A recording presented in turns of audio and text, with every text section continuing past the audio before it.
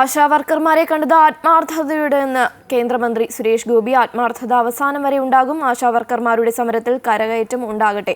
പറയാനുള്ളത് JP നദ്ദ പാർലമെന്റിൽ പറഞ്ഞിട്ടുണ്ടെന്നും ആ പറഞ്ഞത് തന്നെയാണ് പറയാനുള്ളതെന്നും സുരേഷ് ഗോപി പറഞ്ഞു. അതോടൊപ്പം തന്നെ ആശാവർക്കർമാരുടെ സമരം പരിഹരിക്കലല്ല, അവരുടെ ജീവിതം നേരെയാക്കുകയാണ് വേണ്ടതെന്നും സുരേഷ് ഗോപി പറഞ്ഞു. സംസ്ഥാന ആരോഗ്യമന്ത്രിയെ താൻ കുറ്റം പറയാനില്ല. എടുത്തുചാടി സംസ്ഥാന സർക്കാരിന് ഒരു തീരുമാനം എടുക്കാൻ കഴിയില്ല. അതാണ് താൻ നേരത്തെ തന്നെ പറഞ്ഞതെന്നും പക്ഷേ അത് ദുർവ്യാഖ്യാനം ചെയ്തുവെന്നും സുരേഷ് ഗോപി കൂട്ടിച്ചേർത്തു.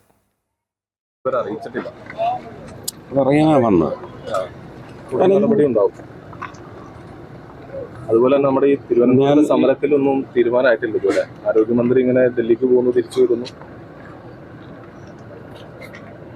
ഇതുപോലെ തന്നെ അവിടെയും പ്രതിസന്ധിയിലാണ്. കരകയറ്റം ഉണ്ടാവട്ടെ. കേന്ദ്ര സർക്കാരിന്റെ ഭാഗത്ത് ആ സമരത്തിലേക്ക് ഒരു ഇടപെടലുണ്ടാവും. അതായത് ഇങ്ങനെ സംസ്ഥാനം മൗനം പറയാനുള്ളത് JP നദ്ദ പാർലമെന്റിൽ പറഞ്ഞല്ലോ, ആ പറഞ്ഞത് തന്നെയാണ്. സമരം പരിഹരിക്കണം. സമരം പരിഹരിക്കല്ല, അവരുടെ ജീവിതം നേരെയാവണം. സമരമല്ല പരിഹരിക്കുന്നത്, അവരുടെ ജീവിതമാണ്. ഇന്നത്തെ ഈ സന്നിഗ്ധാവസ്ഥയാണ് പരിഹരിക്കുന്നത്. ഈ ആരോഗ്യമന്ത്രിക്ക് അത് മനസ്സിലാവാത്തതാണോ? എന്നെ കൊണ്ട് ഇങ്ങനെ കുറ്റം പറയിക്കുക. ഞാൻ അന്നും കുറ്റം പറഞ്ഞില്ലേ. നിങ്ങൾ തന്നെ ഷൂട്ട് ചെയ്ത് വെച്ചിരിക്കുന്ന ടെക്സ്റ്റ് എടുത്ത് നോക്കി. ഞാൻ എന്താ പറഞ്ഞത്? ഒരു സർക്കാരിന് ഒരു തീരുമാനം എടുക്കണമെങ്കിൽ കേരള സർക്കാരിൻ്റെ സാമ്പത്തിക പരാധീനതകൾ എന്താണെന്ന് എനിക്ക് നന്നായിട്ട് അറിയാം.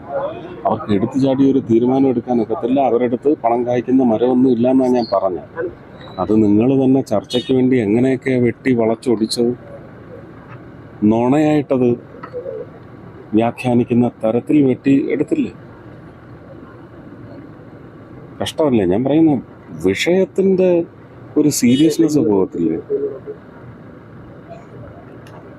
നിങ്ങളത് മൂല്യമുള്ള ഒരു വിഷയമാണെന്ന് കണ്ടെത്തിയെങ്കിൽ ആ മൂല്യം തകർക്കാൻ വേണ്ടി നിങ്ങൾ തന്നെ ഈ കത്രികയും ഈ വളരെ മോശപ്പെട്ട രീതിയിൽ ഉപയോഗിക്കുന്നത്. അങ്ങയുടെ സന്ദർശനം പോലും വലിയ വിവാദത്തിലേക്ക് കൊണ്ടുവരുന്നത്. അതായത് BMS അവിടെ ഒരു യൂണിറ്റ്, അതിനെക്കുറിച്ചൊന്നും ഞാൻ ബോധമിടല്ല. ഞാൻ വ്യക്തമായി പറഞ്ഞല്ല, വ്യക്തമായി പറയാനുള്ളതെല്ലാം പറഞ്ഞു. ഞാൻ എൻ്റെ പക്ഷം നോക്കിയാൽ മതി. മറ്റുള്ളവരുടെ വ്യാഖ്യാനമൊക്കെ ഞാൻ കണ്ടു പറയത്തില്ല. ഇനി ഞാൻ കാണിക്കണം. കണ്ടല്ലോ, അത്രയേ ഉള്ളൂ എനിക്ക്. വ്യാഖ്യാനങ്ങളല്ല, ഒരു സത്യമുണ്ട്. ആ സത്യം എൻ്റെ ദൈവങ്ങൾക്കറിയാം. ആ സത്യം ഒരിക്കലും പെരുമാറില്ല.